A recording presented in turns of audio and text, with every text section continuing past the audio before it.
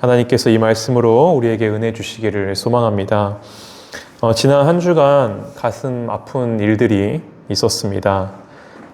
경상도 지역이죠. 큰 산불이 났습니다.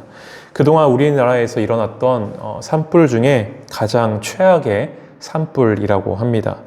작은 불씨에서 시작된 불이 강풍에 타고 넘어가 안동과 청송, 영양, 그리고 동해 근처에 있는 영덕 지역까지 번져 어제 기준으로 사망자만 30명에 이르렀고 중상자나 또 경상자까지 합치면 총 약 70명의 사람들이 목숨을 잃거나 또 다쳤다고 합니다.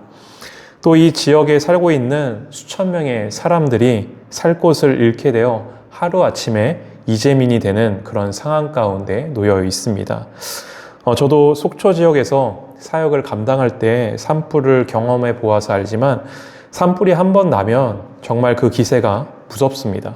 산과 인접한 곳은 당연하고 산과 인접하지 않은 곳에서도 산에서 넘어온 그 불덩어리들이 바람을 타고 날아와 순식간에 그 주변 지역을 다 태워버리는 거죠. 제가 당시 섬겼던 그 교회 안에 그 교인들 가운데서도 이 산불로 인해 큰 피해를 당한 분들이 계셨었습니다. 여러분, 불이 난 건 잠깐이었지만 그것을 다시 회복하고 다시 세워나가는 데는 정말 오랜 시간과 또 많은 사람들의 수고와 노력이 필요했었습니다. 이 일을 위해 당시 제가 섬겼던 교회와 또 담임 목사님께서 참 많은 수고와 또 헌신을 하셨었고 그 모습을 옆에서 지켜보고 또 함께 도우며 참 많은 것을 배울 수 있었는데요. 여러분, 여하튼 이렇게 태워지고 무너지고 깨어지는 것은 너무나도 빠릅니다. 하지만 다시 회복시키고 다시 살려내고 다시 원래의 모습으로 돌아가게 하는 것은 너무나 힘든 일이고 많은 수고와 노력이 필요한 일인 거죠. 아무쪼록 산불로 인해 어려움을 당한 모든 분들에게 하나님의 위로가 함께하길 소망하며 저희 교회도 작은 도움이라도 될 수 있도록 마음을 또 전달할 계획을 갖고 있으니 위에서 기도해 주시면 감사하겠습니다. 오늘 우리가 함께 나눈 본문 말씀에 보면 예수님께서 성전에 함께 모인 사람들에게 말씀을 전해 주실 때였습니다. 예수님의 제자들뿐 아니라 수많은 사람들이 예수님 주변에 모여 함께 예수님의 말씀을 듣고 있었습니다. 그런데 바리새인들과 또 서기관들이 한 여자를 끌고 와서 예수님과 그 사람들, 수많은 사람들 앞에 세웁니다.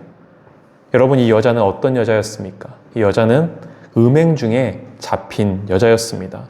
구체적으로 이 여자가 어떤 잘못을 했는지는 다 알 수 없으나 아마도 율법상에 허락되지 않은 그런 음행한 짓을 저지르다 현장에서 잡혀서 끌려오게 된 거죠.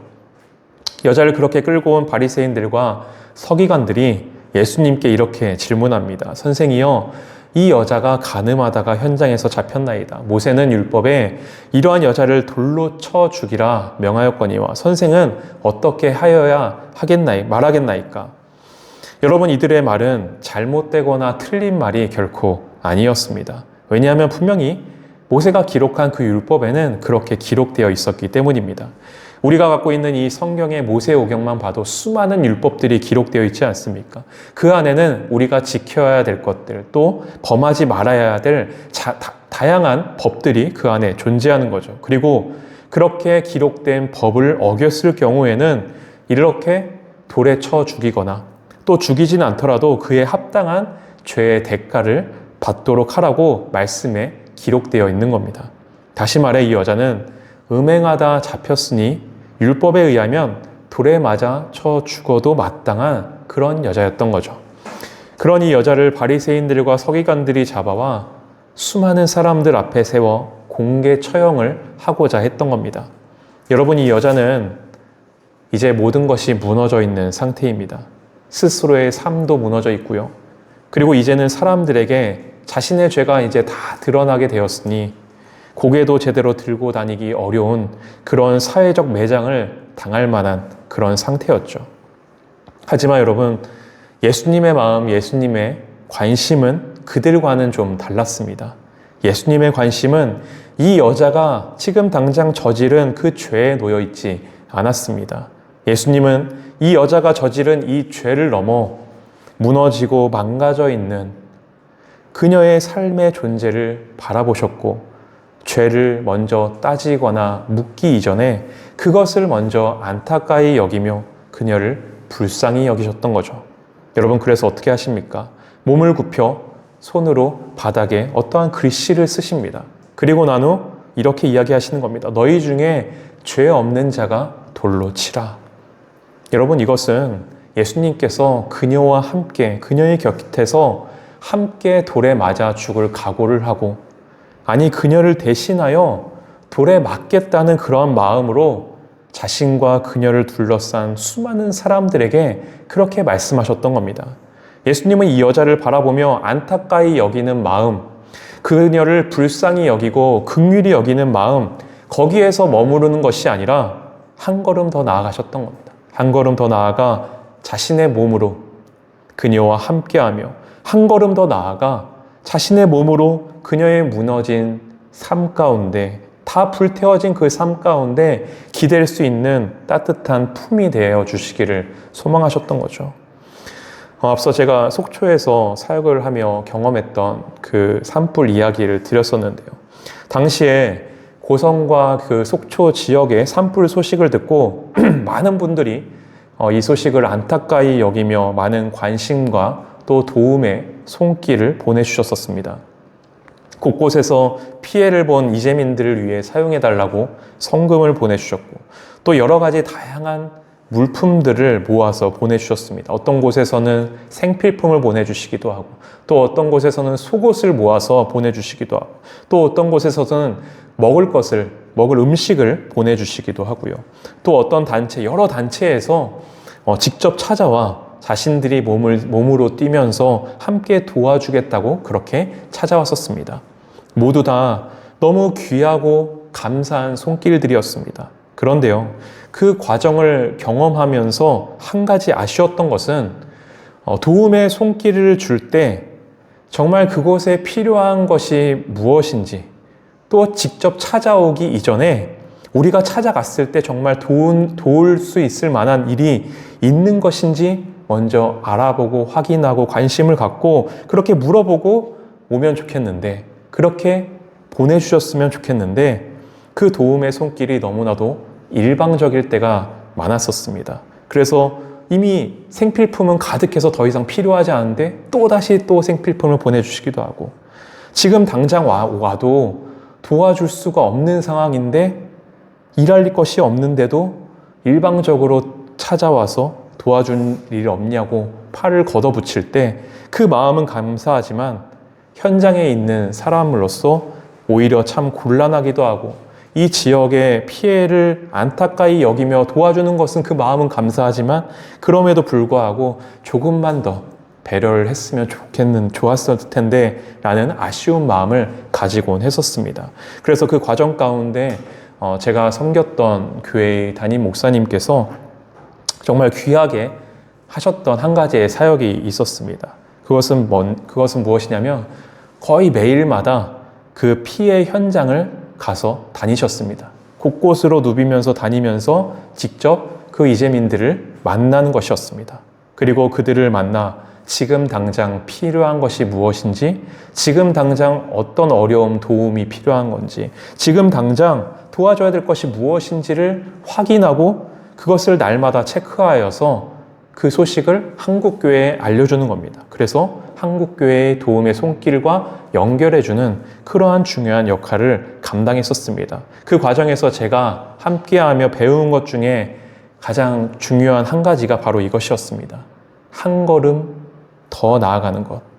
힘들고 어렵지만 한 걸음 더 나아가 관심을 갖고, 한 걸음 더 나아가 어려움을 당한 분들과 함께하며, 한 걸음 더 나아가 우리가 할 수 있는 실질적인 도움을 주는 것. 이 부분은 사실 제게도 참 부족한 부분이고 또 스스로 변화시켜 나가야 할 부분이라고 생각하는데요. 여러분, 이렇게 이 정도면 되겠지 하면서 거기에서 머무는 것이 아니라 몸으로 한 걸음 더 내딛는 것, 그것이 우리 주님께서 몸소 이 땅 가운데 인간으로 오셔서 보여주신 그 한 걸음 한 걸음이지 않겠습니까? 예수님은 인류를 구원하시기 위해, 온 세상을 구원하시기 위해, 크고 위대한 사역을 감당하시기 위해 이 땅 가운데 오셨으나 예수님의 관심, 예수님의 마음은 항상 작은 한 사람에 놓여 있었습니다. 무너지고 깨어진 그 한 사람의 삶에 관심을 기울이시며 그 삶의 자리에 함께 멈춰서 그 삶이 다시 회복되기 위한 작은 한 걸음 한 걸음을 매일마다 걸어가셨던 거죠. 그 한 걸음 한 걸음이 모이고 쌓여 마지막에 십자가의 길이 되게 되었던 겁니다. 도종환 시인의 담쟁이라는 시가 있습니다. 어쩔 수 없는 벽이라고 우리가 느낄 때, 그때 담쟁이는 말없이 그 벽을 오른다. 물 한 방울 얻고 씨앗 한 톨 살아남을 수 없는 저것은 절망의 벽이라고 말할 때 담쟁이는 서두르지 않고 앞으로 나아간다. 한 뼘이라도 꼭 여럿이 함께 손을 잡고 올라간다. 푸르게 절망을 다 덮을 때까지 바로 그 절망을 잡고 놓지 않는다. 저것은 넘을 수 없는 벽이라고 고개를 떨구고 있을 때 담쟁이 잎 하나는 담쟁이 잎 수천 개를 이끌고 결국 그 벽을 넘는다. 이제 말씀을 마치고자 합니다.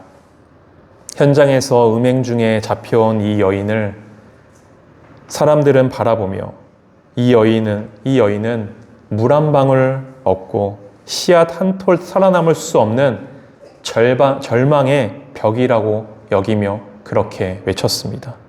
하지만 우리 주님, 서두르지 않고 그녀의 곁으로 다가가 그녀의 손을 잡고 푸르게 절망을 덮을 때까지 한 걸음 한 걸음을 묵묵히 걸어가셨습니다. 여러분, 그러한 발걸음으로 우리 주님은 오늘도 우리에게 다가오고 계시고, 또 우리 또한 그 한 걸음을 내디디며 우리의 삶을 살아가기를 소망하고 계십니다. 그 주님의 마음을 우리가 다시 한번 돌아보고 헤아리며 느리더라도 묵묵히 서두르지 않고 푸르게 절망을 다 덮을 때까지 그렇게 앞으로 나아갈 수 있는 우리가 되기를 간절히 소망해 봅니다. 함께 찬양하도록 하겠습니다.